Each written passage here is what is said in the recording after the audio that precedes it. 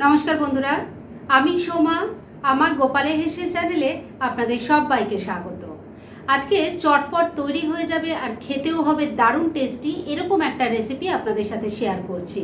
যেদিন বেশি কিছু রান্না করতে ভালো লাগবে না সেদিন কিন্তু এই রান্নাটা করতে পারেন। আর মজার ব্যাপার হলো এর সাথে কিন্তু কোনো রকম সাইড ডিশ না হলেও চলবে। তাহলে চলুন রান্নাটা করে ফেলি। আজকে এই দারুণ টেস্টি চটজলদি রান্নাটা করার জন্য কড়াইয়ে সর্ষের তেল দিয়ে গরম করে নিয়েছি। এর মধ্যে প্রথমেই অল্প নুন দিয়ে দিলাম, দিয়ে দিচ্ছি অল্প হলুদের গুঁড়ো। এবার ফুলকপির টুকরো ভেজে নেব, তাই দিয়ে দিলাম। এবার এই ফুলকপির টুকরোগুলোকে খুব ভালো করে ভাজা ভাজা করে নিচ্ছি। ফুলকপিগুলো দেখুন ভালো করে ভাজা ভাজা করে নিয়েছি, এবার তুলে নিচ্ছি। ফুলকপির টুকরোগুলো ভেজে তুলে নিয়েছি। এবার এই তেলের মধ্যে ভেজে নেব একটু আলুর টুকরো। আমি এখানে সবজির পরিমাণ বলছি না, কেননা এটা আপনারা নিজেদের প্রয়োজন অনুযায়ী দেবেন। তেলের সাথে মিশিয়ে হালকা করে একটু ভাজা ভাজা করে নিচ্ছি। আলুর টুকরোগুলো হালকা করে ভাজা হয়ে গেছে। এবার এর মধ্যে একটু গাজরের টুকরো দিয়ে দিলাম। এর মধ্যেও অল্প নুন দিয়ে দিলাম সামান্য হলুদের গুঁড়ো। এবার আলু আর গাজরটাকে ভালো করে একটু ভাজা ভাজা করে নামিয়ে দেব। মিডিয়াম ফ্লেমে রেখে আলু আর গাজরের টুকরোটা ভাজা ভাজা করে নিয়েছি। এবার এগুলো তুলে নিচ্ছি। ভাজাভাজির কাজ তো হয়ে গেছে, এবার রান্নার জন্য মশলাটা তৈরি করব। তার জন্য মিক্সির জারটা নিয়ে নিয়েছি। এর মধ্যে প্রথমেই দিয়ে দিচ্ছি 2 চামচ পোস্ত, দিয়ে দিচ্ছি 2 চামচ সাদা তিল। আপনারা সাদা তিলের ব্যবহার না করতে চাইলে পোস্তর পরিমাণটা আরেকটু বাড়িয়ে দেবেন। 1 চামচ সাদা জিরে দিয়ে দিলাম। এর সাথেই দিয়ে দিচ্ছি গোটা গরম মশলা, যার মধ্যে আছে 3টে এলাচ, 3-4টে লবঙ্গ আর একটা দারচিনি। দিয়ে দিচ্ছি একটা শুকনো লঙ্কা। এর সাথেই যাচ্ছে 1 মুঠো ধনে পাতা। অল্প একটু জল দিয়ে দিলাম। এবার সব কিছু বেটে নিয়ে একটা মিহি পেস্ট তৈরি করে ফিরে আসছি। রান্নার জন্য সমস্ত কিছু ভাজাভাজি করা হয়ে গেছে, রান্নার মশলাটাও তৈরি হয়ে গেছে। আর এবার মূল রান্না শুরু করছি। তবে ভাজাভাজি করার পর যেটুকু তেল আছে তার মধ্যেই কিন্তু বাকি রান্না হয়ে যাবে। এর মধ্যে প্রথমেই দিয়ে দিলাম অল্প একটু গোটা জিরে, দিয়ে দিলাম একটা তেজপাতা। এবার ফোড়নটাকে একটু ভাজা ভাজা করে নিচ্ছি। ফোড়নটা ভাজা ভাজা হয়ে গেছে, এর থেকে এখন খুব সুন্দর গন্ধ বেরোচ্ছে। এবার এর মধ্যে দিয়ে দিচ্ছি থেতো করা আদা কাঁচা লঙ্কা। তেলের সাথে একটু মিশিয়ে নিচ্ছি। থেতো করা আদা কাঁচা লঙ্কাটা একটু ভাজা ভাজা করে নিয়েছি। এবার এর মধ্যে দিয়ে দেব চাল।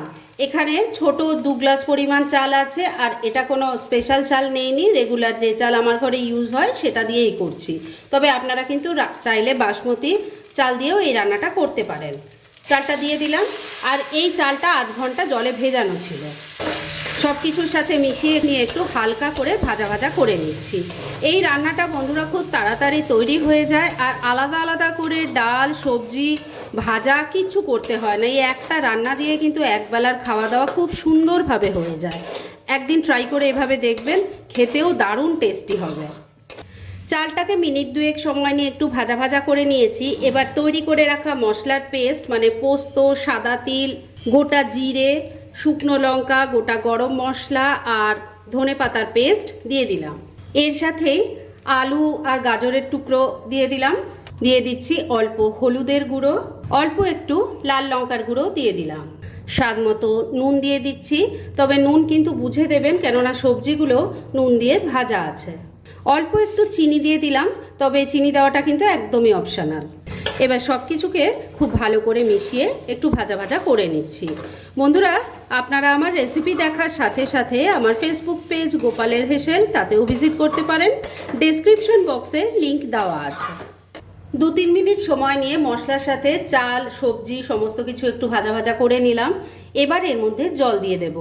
রাইসের যে কোনো প্রিপারেশানে জলটা কিন্তু একটু বুঝে দিতে হয়, না হলে সেটা হয় গোটা গোটা থেকে যাবে, আর না হলে একদম গলে যাবে। আর সেটা যাতে না হয় সেজন্য একটা মাপ করে নেবেন। মানে চাল নিয়েছি এই ছোট গ্লাসের 2 গ্লাস, তাহলে এখানে জল পড়বে এই ছোট গ্লাসেরই মাপ করে 4 গ্লাস। জলটা দিয়ে দিচ্ছি। আর ফুলকপিটা কিন্তু বন্ধুরা আমি এক্ষুনি দিলাম না, কেননা সেটা তাহলে গলে যাবে, আর একটু পরে ফুলকপিটা দিতে হবে। ভালো করে সব কিছু মিশিয়ে নিচ্ছি। আর আপনারা যদি এখানে চান একটু কাজু কিশমিশও দিতে পারেন। সব কিছু খুব ভালো করে মিশিয়ে নিয়েছি। এবার ফ্লেমটাকে লো আর মিডিয়ামের মাঝামাঝি রেখে ঢাকা দিয়ে প্রথমে 4-5 মিনিট রান্না করে নিচ্ছি। মিনিট 5 রান্নাটা করে নিয়েছি। এবার ঢাকা তুললাম, একটু নাড়াচাড়া করে নিয়ে এর মধ্যে এবার দিয়ে দেব অল্প একটু মটরশুঁটি। মটরশুঁটিটা আগে দিলেও হতো, কিন্তু বন্ধুরা আমি একদম ভুলে গিয়েছিলাম দিতে। আর দিয়ে দিচ্ছি ভেজে রাখা ফুলকপির টুকরো। সব কিছু খুব ভালো করে আবার একবার মিশিয়ে নিচ্ছি। এই সময় রাইস কিন্তু বন্ধুরা 80% কুক হয়ে গেছে, আর তখনই কিন্তু ফুলকপিগুলো দিলে এগুলো আর একদম গলবে না, গোটা গোটাই থাকবে। ভালো করে সব কিছু মিশিয়ে নিলাম। এবার আবারও ঢাকা দিয়ে 3-4 মিনিট রান্না করে নিচ্ছি। মিনিট 4 আবারও রান্নাটা করে নিয়েছি। এবার ঢাকা তুললাম।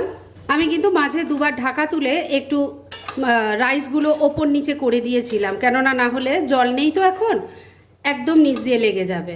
দেখুন প্রত্যেকটা রাইস কিন্তু একদম ঝরঝরে হয়েছে, মানে কোনোটার গায়ে কিন্তু কোনোটা লেগে নেই। আশা করি আপনারা বুঝতেই পাচ্ছেন।